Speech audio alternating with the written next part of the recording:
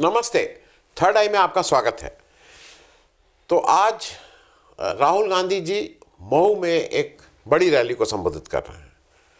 मऊ की सिग्निफिकेंस ये है कि भाई ये डॉक्टर अंबेडकर से जुड़ी हुई जगह है। मैं रैली में उन्होंने क्या बोला क्या नहीं बोला आज इस पर चर्चा नहीं करेंगे। मुझे कभी कभी ये समझ में नहीं आता है कि कांग्रेस पार्टी का रोल मॉडल क्या है। वो अपने को नॉन पॉलिटिकल पार्टी बनाना चाहती है या अपने को एनजीओ के रूप में दिखाना चाहती है या सिविल सोसाइटी के रूप में देखना चाहती है या वो पॉलिटिकल पार्टी चाहती है। वो ऑल इन वन का कुछ उधेड़बुन में है। देश में विधानसभा के चुनाव इस समय दिल्ली में हो रहे हैं, अगले वर्ष मतलब इस वर्ष के अंत तक बिहार में होंगे, उस पर चर्चा करेंगे। कांग्रेस पार्टी मुख्य मुद्दे से कभी कभी ऐसा लगता है कि वो भागती है, वो जो मुख्य मुद्दा है उसको वो अवॉइड करती है। मुख्य मुद्दा आज कांग्रेस पार्टी के लिए क्या है, हमको और आपको पता है। कांग्रेस पार्टी एक पॉलिटिकल पार्टी है। कांग्रेस पार्टी के 99 सीटें आई हैं और उसके जो लीडर हैं Rahul Gandhi leader of opposition हैं। लेकिन क्या राहुल गांधी मतलब चुनाव के समय आपको लगता है कि वो एक मतलब चुनावी जो जिसको कहते हैं ना रण क्षेत्र में उतर के बिल्कुल चुनाव के लिए डेडिकेटेड लगते हैं आपको उतनी शिद्दत के साथ? वो बात बहुत अच्छा खूब चलते हैं, खूब लोगों से मिलते हैं, बात की गंभीरता समझते हैं, उसके सॉल्यूशंस उनके पास हैं। लेकिन जब चुनाव की बात आती है तो उनको थोड़ा सा अनमने से लगते हैं। इसके कई अर्थ हो सकते हैं। मैं ये बात इसलिए कह रहा हूँ कि कांग्रेस पार्टी का ये मानना है कि भाई 2029 में उसने एक बहुत सीरियस चैलेंज किया था। 2024 में 2029 में वो सीरियस चैलेंज करेगी। अब उस चीज़ सीरियस अगर चैलेंज उसको करना है भाजपा को तो उसको अपनी जड़ें मजबूत करनी होगी। कांग्रेस पार्टी के ऊपर बार बार ये आक्षेप लगता है कि उसके पास संगठन नहीं है, उसके पास कार्यकर्ता नहीं है। लेकिन बिना संगठन बिना कार्यकर्ता के वो एक 19-20-21% वोट लाती है। एक ठीक ठाक वोट परसेंटेज उसके पास आता है। 13-14 करोड़ लोग अगर उसको वोट दे रहे हैं बिना किसी संगठन बिना किसी उसके, तो वो उसकी स्ट्रेंथ है, ये उससे कोई नहीं ले सकता है।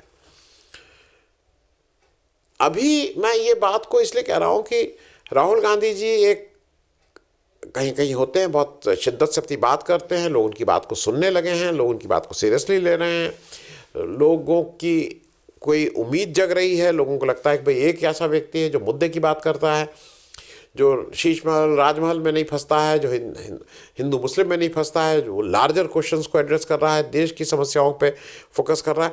लेकिन इलेक्शन के प्रति एक भीतर मतलब एक उनका वो बात नहीं है। इलेक्शन दिल्ली में हो रहे हैं, राहुल गांधी उस इलेक्शन से इधर नहीं दिखाई दे रहे। पहले भाई समझ में आया, बताया गया था कि बहुत तबीयत खराब है। ठीक बात है, तबीयत खराब होगी तो आदमी इलेक्शन में कैसे आएगा। लेकिन अब वो दिखाई दे रहे हैं मऊ में। और राहुल गांधी की तबीयत खराब थी, क्या कांग्रेस पार्टी की पूरी तबीयत खराब थी? प्रियंका गांधी जी की तबीयत खराब थी, खड़गे जी की तबीयत खराब थी, या बाकी जो कांग्रेस के और चुनिंदा नेता हैं? आपको कहीं लगा कि वो लोग दिल्ली में उस तरह की सीरियसनेस के साथ उतरे हुए हैं? ठीक है, उनके वो जो लोग हैं भाई, जब कोई वो होगा एग्ज़ाम आता है तो जो बच्चा फेल हो रहा होता है वो भी तो जाके कुछ पढ़ाई करता है, ये करता है सुबह से शाम, नहीं मेरा इम्तहान है मेरा इम्तहान है, हल्ला तो मचता है ना इम्तहान है, लेकिन पता है वो फेल हो जाएगा। तो कुछ उसी तरह की तैयारी हो रही है।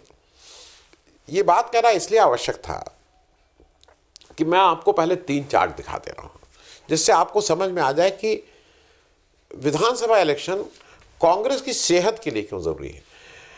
देखिए, मैच तो चाहे वो क्रिकेट हो, चाहे फुटबॉल हो, चाहे दौड़ हो, चाहे कुश्ती हो, चाहे कोई मैच हो, मैच तो उसी मतलब क्रिकेट है तो 5 दिन हो सकता है या 20 ओवर हो सकता है, लेकिन बाकी जगह 10 मिनट 15 मिनट 20 मिनट 1 घंटा 1.5 घंटा यही तो मैच है। तैयारी चलती है 3-3 साल 4-4 साल, दौड़ रहे हैं, सुबह आ रहे हैं, भाग रहे हैं, स्टेमिना बना रहे हैं, इसकी स्टाइल सीख रहे हैं, कोच कुछ कर रहा है।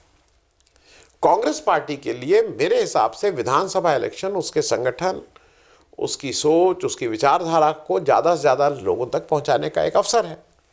और अगर इसमें वो उदासीन है तो 2029 में उसको कैसे लगता है कि ओवरनाइट वो एक बहुत बड़ा विकल्प के रूप में लोगों के सामने मौजूद होगी। मैं आपको विधानसभा अभी से लेके 2029 लोकसभा तक किस किस राज्यों में कौन कौन से विधानसभा हैं इसकी एक सूची आपको ABC करके 3 अलग अलग उसमें दे रहा हूं। सबसे पहला जो सूची आप देख रहे हैं टेबल ए, इसमें 2025-2026 में 7 राज्यों में चुनाव है। 2 राज्यों में 2025 में दिल्ली अभी चल रहा है, उसके बाद बिहार है, और फिर अगले वर्ष असम, केरल, तमिलनाडु, वेस्ट बंगाल और पुडुचेरी में है। ये अगले वर्ष है। अब इसके आगे आप एक फिगर और देख रहे होंगे। इन राज्यों में कुल मतलब कुल MP की कितनी सीट है, लोकसभा के कितने सांसद जाते हैं, और उसके बाद आप एक और वो देख रहे होंगे कि कांग्रेस की 2009 में 206 सीटें आई थी, कोई हाफ वे मेजॉरिटी नहीं आई थी, उसकी 273 सीटें नहीं आई थी, लेकिन कांग्रेस ने सरकार बनाई थी। तो 2009 में इन राज्यों में कितनी सीटें आई थी? याद रखिएगा 2009 में दिल्ली में 7 सीटें कांग्रेस की आई थी, बिहार में 2 सीट आई थी, अब 3 सीट है, तो वहां पे इंप्रूवमेंट ही है। असम में 7 सीट आई थी, अब 3 है। केरल में 13 आई थी, अब 14 है, कोई फर्क उसमें ज़्यादा वो फर्क नहीं। तमिलनाडु में 8 आई थी, 9 है, अभी भी कोई फर्क नहीं पड़ेगा। ये वो राज्य हैं जहाँ पे कोई फर्क पड़ने वाला नहीं। वेस्ट बंगाल में 6 आई थी, अब 1 है। पुडुचेरी में 1 आई थी, 1 है। ये टेबल ए है। तो यहाँ पे आपको कहाँ कहाँ काम करने की जरूरत है? आपको दिल्ली में पूरी ताकत इसलिए झोंकनी थी कि आपकी 7 सीटें थीं, और कोई 150 साल पहले नहीं थी, 1000 साल पहले नहीं थी, अभी 2009 में थी जब आपकी सरकार बनी थी। तो आप उसको बिल्कुल ऐसे ही छोड़े हुए हैं। अब आ जाइए टेबल बी पे। टेबल बी वो है जहां पे 2027 में 7 राज्यों में चुनाव हो रहे हैं। गोवा, मणिपुर, पंजाब, उत्तराखंड, उत्तर प्रदेश, गुजरात और हिमाचल प्रदेश। ये मूल रूप से अगर आप देखिए तो गोवा और मणिपुर को छोड़ के जहाँ पे 2 और 2 4 सीटें हैं, बाकी सब हिंदी भाषी राज्य हैं। वो राज्य है, मतलब गुजरात को मैं ओवरऑल उस कैचमेंट एरिया में पड़ता है जहाँ से बीजेपी प्रचंड बहुमत के साथ जीतती है। यहाँ की स्थिति देख लीजिए, गोवा में 1 था, 1 अभी भी है। मणिपुर में 2 था, 2 अभी भी हैं, उसमें कोई रद्दोबदल नहीं। पंजाब में 8 2009 में थी, अब 7 हैं, तो वहाँ पे कांग्रेस को कोई ऐसी खतरे की बात नहीं है। उत्तराखंड में कांग्रेस 5 थी, अब 0 है। तो कांग्रेस को अपनी खोई हुई प्रतिष्ठा तो वापस लानी ही होगी। उत्तर प्रदेश में 21 सीटें थी, हालांकि बाद में 1 सीट राजबब्बर जी की बढ़ गई थी, फिरोजाबाद से 22 हो गई थी, लेकिन इनिशियल जब चुनाव हुआ था फर्स्ट राउंड तो उसमें 21 सीटें थी, अब 6 हैं। तो अगर आपको 21 सीटें फिर से चाहिए तो आपको आने वाले 2027 के चुनाव के लिए अभी से तैयारी करनी होगी। आपको अपनी स्ट्रैटेजी बनानी होगी, सब जगह अपने कैंडिडेट खड़े होने होंगे। गुजरात में आपकी 11 सीटें थी, अब 1 है। तो क्या आपको लग रहा है कि गुजरात में कुछ तेज है? हिमाचल प्रदेश में पहले 1 थी, अब 0 है। ये बात इसलिए मैं आपको बार बार इस पे एम्फेसाइज कर रहा हूं कि कांग्रेस को विधानसभा से ही वो खाद, पानी, मिट्टी मिलेगी जहां से कांग्रेस 2029 में अगर कोई बड़ा पेड़ के फल खाना चाहती है तो फल तो तभी मिलेंगे जब आप इस जमीन की जुताई, बुआई, निराई, गुड़ाई करेंगे। फिर आप कटिया के समय उस समय फल काट लीजिएगा, फल उस समय ले लीजिएगा।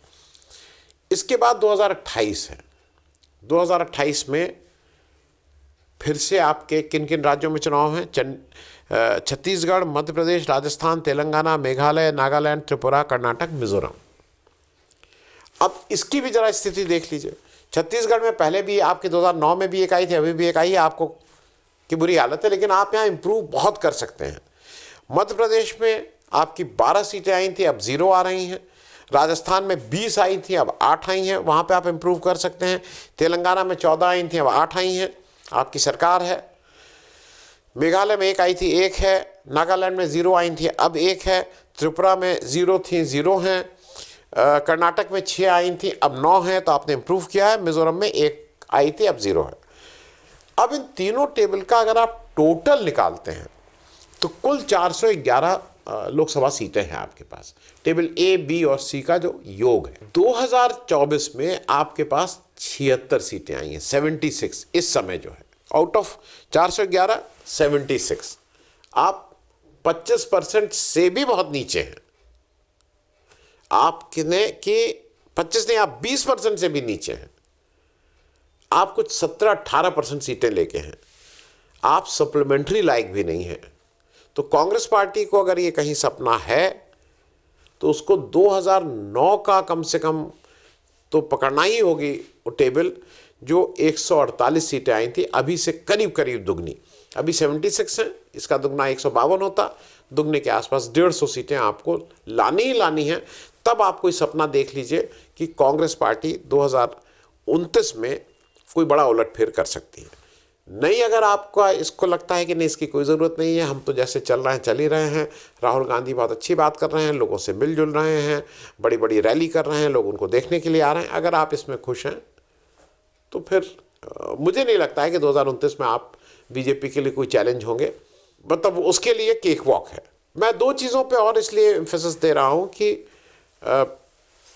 ज़रा ये बताइए, इस समय बेलगामी में, भाई ठीक है, उस समय आपकी CWC चल रही थी, अगले दिन एक आपने बड़ी रैली की बात की थी, मनमोहन सिंह साहब की डेथ हो गई, आपने सब कैंसिल कर दिया था। तो फिर बेलगावी में भागे भागे फिर आप क्यों रैली करने गए? रैली का मतलब समझते हैं? रैली का मतलब कि पूरी जो पार्टी है, और ख़ास करके जो अगर खड़गे साहब और राहुल गांधी ये सब लोग जा रहे हैं तो पूरा राष्ट्रीय नेतृत्व, राष्ट्रीय आपके जो कार्यकर्ता हैं वो सब लग जाते हैं उस पार्टी उसको सफल करने में। किसी ने अगर इलेक्शन प्रोसेस में कोई रहा हो, इलेक्शन कोई देखा हो, कोई भी राष्ट्रीय किसी भी पार्टी में अगर राष्ट्रीय नेता आता है तो वो राष्ट्रीय नेतृत्व से लेके प्रादेशिक नेतृत्व, डिस्ट्रिक्ट, वो सारे लोग उसमें लग जाते हैं उस रैली के लिए, और लोग भी आते हैं और आपकी बात ज़्यादा दूर तक जाती भी है। उसमें आप बेलगावी कर रहे हैं। कर्नाटक में कब इलेक्शन होना है?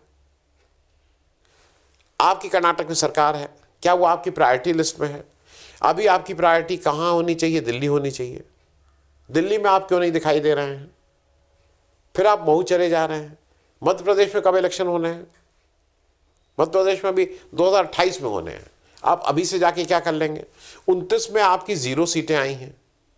कमलनाथ जी जो बिल्कुल जो बीजेपी के दरवाजे पे जाके दरवाज़ा खटखटाते रहे और उनको धक्का देके वापस कर दिया गया, वो फिर आपके यहाँ आके लुढ़के हुए वहीं पड़े हुए हैं, और वो आज स्टेज पे भी मुझे दिखाई दे रहे थे।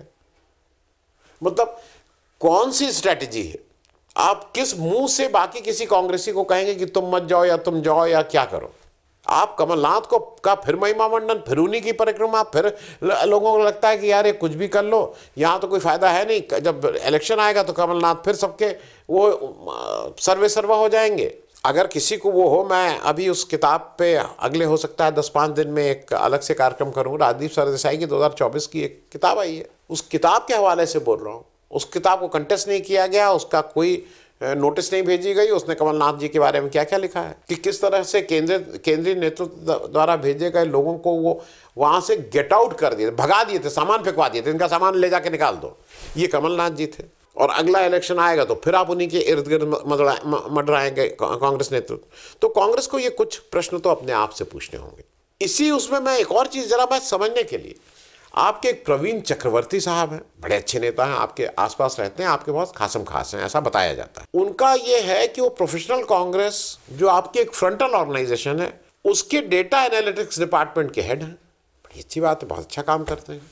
अब वो आके आज आपका कैंपेन संभाल रहे हैं कि महाराष्ट्र में इलेक्शन कमीशन ने बेईमानी की। इस कैंपेन को वो लीड कर रहे हैं। कल उन्होंने प्रेस कॉन्फ्रेंस की कांग्रेस मुख्यालय पे। क्या उनका स्टेचर है? क्या उनकी बात सुनी जाएगी? क्या उनके पास ये उनकी बात में इतना वजन है कि उसको कोई वो करेगा? तो कभी कभी लग रहा है ना रिचुअल होता है। अरे अरे अरे अरे वो ढोल बजा, चलो चलो चलो चलो बजाओ बजाओ बजाओ, थाली बजाओ, किसी को आप दौड़ा देते। तो मैं प्रवीण चक्रवर्ती का कोई कमतर नहीं आंक रहा हूं, लेकिन अगर आप सीरियस हैं, जो आज एक बड़ा इशू है कि इलेक्शन कमीशन जिस तरह से मतलब वोट की धांधली उसमें जो जुटा हुआ है, उसमें आपकी तरफ से एक सीरियस कंसर्न होना चाहिए। मैं ये मानता हूं कि खड़गे जी, राहुल गांधी, प्रियंका गांधी, ये लोग इसके, लेकिन आपका जो और नेतृत्व है, दिग्विजय सिंह इस पर बहुत काम कर रहे हैं। जयराम रमेश का मेरे हिसाब से उनका वो, लेकिन जहां तक इन सब चीजों में बात है वो आर्टिकुलेट है, अपनी बात कह लेते हैं। आप महाराष्ट्र के पृथ्वीराज, मतलब महाराष्ट्र के इतने लोग नेता, आप उनको क्यों नहीं फोरफ्रंट में कर रहे हैं? आपके चिदम्बरम जी क्या कर रहे हैं? क्यों नहीं इन लोग इस मुहिम को आगे बढ़ा रहे हैं? आपने उस काम को प्रवीर चक्रवर्ती जी को दे दिया है। प्रवीर चक्रवर्ती जी आपके एक फ्रंटल ऑर्गेनाइजेशन के एक बित्ता भर उसके वो हेड है, कोई सीरियस लेगा आपको?